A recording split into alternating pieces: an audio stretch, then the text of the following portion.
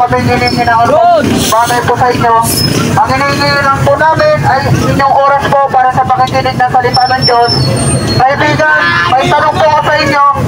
Once po papawiin ng Diyos sa buhay mo ngayon, 100% po ba ang iyong patutunguhan ay sigurado ka sa langit o sa impyerno?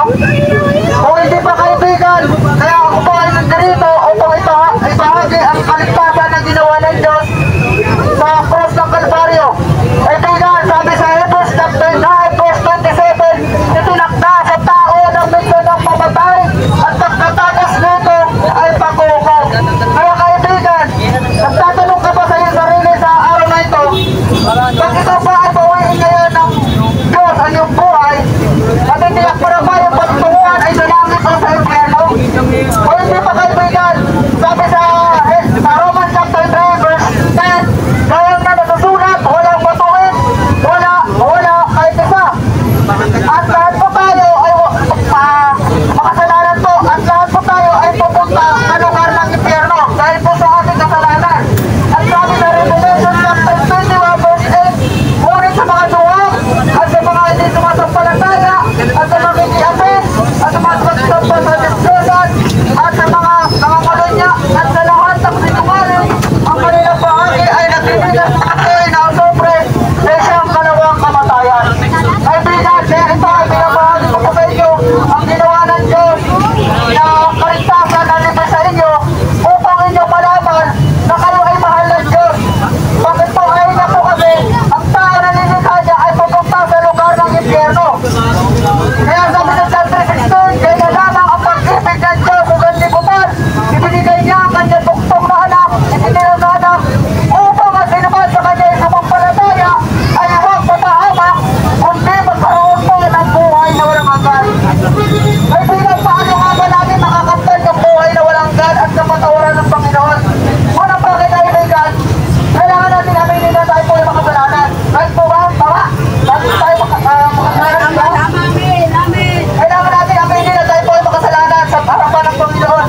At pangalawa po, paniwalaan po natin ang ginawa ng Panginoon Kristo dito sa krus ng Kalbaryo. Siya po ay namatay, inilibing, at nabuhay po muli para patawarin ang ating kasalanan.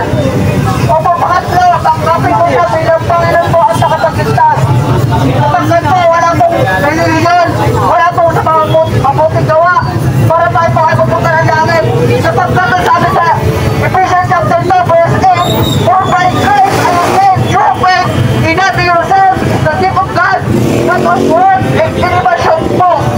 Kaibigan, may po ano po malasakit sa inyong kaluluwa para ipahayag po ang ginawa ng Diyos na pagbabayad ng ating kasalanan at ang pagmamahal niya. Kaya ginagawa ko po to para maramdaman nyo rin, maranasan nyo rin yung paano magkaroon ng Diyos sa buhay. Opo, sabihin natin, kilala natin ng Diyos, pero sa pamumuhay po ba natin ay sa kalooban ng Diyos, di ba hindi po? Yan, sabi na po rito, kailangan lang natin maniwala sa Kanya, humingi ng kapatawaran sa Kanya, at tanggapin natin po siya.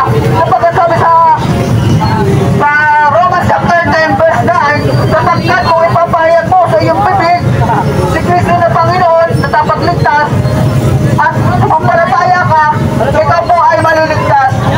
Kaibigan, huwag mo patigasin ang puso mo ngayon sa oras na ito.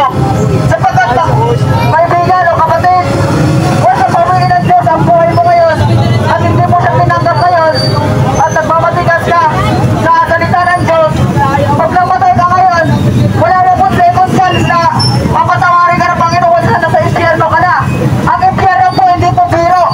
Ang impyerno po, ito po yung lugar na hindi namamatay ang apoy, may uod na hindi namamatay, at arat gabi paparusahan ka. Hindi ka makakainom ng tubig, hindi ka makakakain.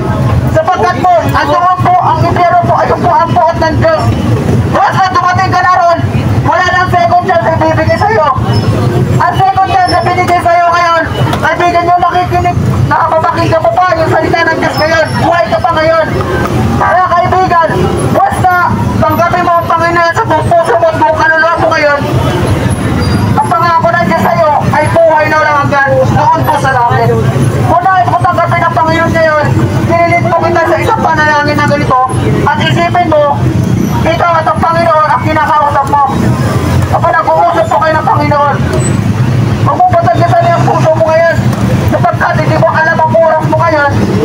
kaya mamatay ka, mauwi ng Diyos ang buhay mo, o kaya kinabukasan, hindi natin alam ang buhay po natin.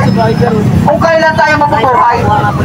Kaya kung nais mo tanggapin ng Panginoon, ganito po ang isang panalangin. At isipin mo, ang Panginoon ang kinakausap mo. Ililit kita sa panalangin ng ganito, sa timpon ng ganito. Ama na may banal, dakila,